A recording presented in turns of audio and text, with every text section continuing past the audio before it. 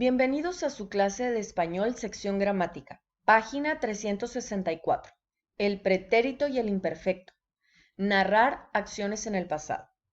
En capítulos anteriores ustedes aprendieron acerca de dos tiempos verbales que expresan acciones pasadas, el pretérito y el imperfecto, los cuales no son intercambiables. Vamos a repasar algunos usos de cada tiempo verbal ya mencionado. Vamos a empezar con el pretérito. Número 1. El pretérito nos ayuda a expresar una acción que ocurrió en un tiempo específico en el pasado. Por ejemplo, fuimos a Cusco el año pasado. Comimos en el restaurante El Sol y nos gustó mucho. Número 2. El pretérito también puede ser utilizado para expresar una acción iniciada y completada en el pasado. Por ejemplo, empezó a llover. Comenzaron los juegos. La gira terminó. En estos tres casos podemos ver que las acciones han concluido. Número 3. El pretérito nos ayuda a relacionar una secuencia de eventos o acciones y cada una completada dirigida hacia la conclusión. Por ejemplo, llegamos en avión, recogimos las maletas y fuimos al hotel. Al día siguiente decidimos ir a Machu Picchu.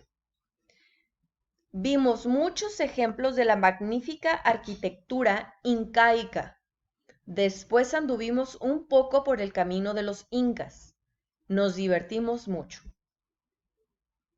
Y número 4. Para relacionar una acción que tuvo lugar en un tiempo específico o por una cantidad de tiempo específico. Por ejemplo, caminé por 2 horas. Hablamos por 5 minutos. Contemplaron el templo un rato. Viví en Ecuador por 6 meses. Ahora vamos a hablar de algunos ejemplos en el imperfecto. ¿Cuándo lo vamos a utilizar? Número 1. Lo vamos a utilizar para expresar acciones que se repiten habitualmente. Por ejemplo, íbamos a Cusco todos los veranos. Comíamos en el restaurante.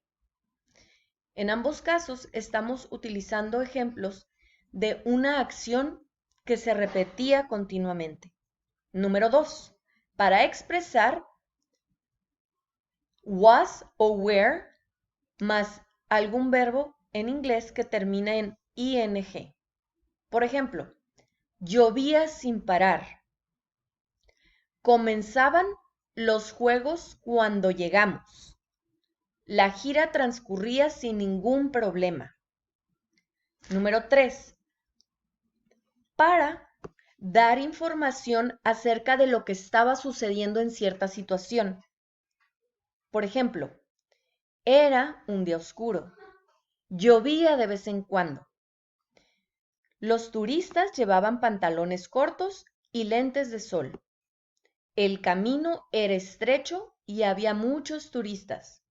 En estos tres casos, los ejemplos nos dan información que nos ayuda a entender cómo se estaban presentando ciertas acciones. Finalmente, tenemos el punto 4 y 5. El imperfecto también es utilizado para decir el tiempo en una situación pasada. Por ejemplo, era la 1, eran las 3:30, era muy tarde, era la medianoche. Y número 5, para describir estados emocionales o físicos, o también características. Por ejemplo, después del viaje queríamos descansar. Yo tenía dolor de cabeza y no me sentía muy bien. Utiliza las siguientes palabras o expresiones cuando utilices el pretérito. Por ejemplo, anoche, anteayer, ayer, de repente, el fin de semana pasado, el mes pasado, el lunes pasado, el martes pasado, etc. Esta mañana, una vez, dos veces, etc. Ahora, utiliza las siguientes frases en imperfecto cuando quieras expresar actividades o acciones en este tiempo verbal.